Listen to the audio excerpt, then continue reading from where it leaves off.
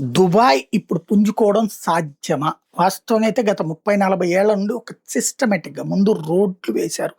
మంచినీటి ప్రాబ్లమ్ లేకుండా చూసారు. ఈవెన్ చెట్లు కూడా నాటారు. అక్కడ కూడా మంచి గాలులొస్తున్నాయి. అలాగే పక్కా భవనాలు కట్టుకోవడానికి అన్ని రకాలైనటువంటి అనుమతులు సులభతరం చేశారు. వ్యాపారం పెట్టుకుంటానంటే చాలు రమ్మన్నారు. స్పోర్ట్స్ సెంటర్‌లను డెవలప్ చేశారు. టూరిజం సెంటర్‌లను డెవలప్ చేశారు.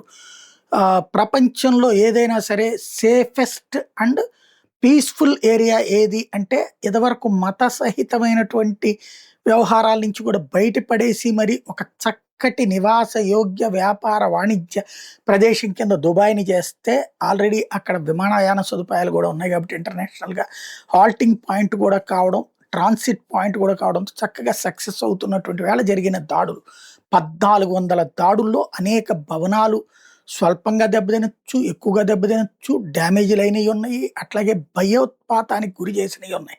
భయపడని వాడికి హ్యాపీ. భయపడినటువంటి వాళ్ళున్నారు. ఇంక నెక్స్ట్ ఇన్వెస్ట్ చేసేవాడు అక్కడేదన్నా ఇన్వెస్ట్ చెయ్యాలంటే భయపడతాడా? భయపడడా? ఎందుకంటే ఎప్పుడు గొడవలొస్తాయో తెలీదు, ఎప్పుడు పేలుస్తారో తెలీదు అనుకున్నప్పుడు చేస్తారా? చెయ్యరా? అదే ఇప్పుడు దుబాయ్‌ని భయపెడుతోంది.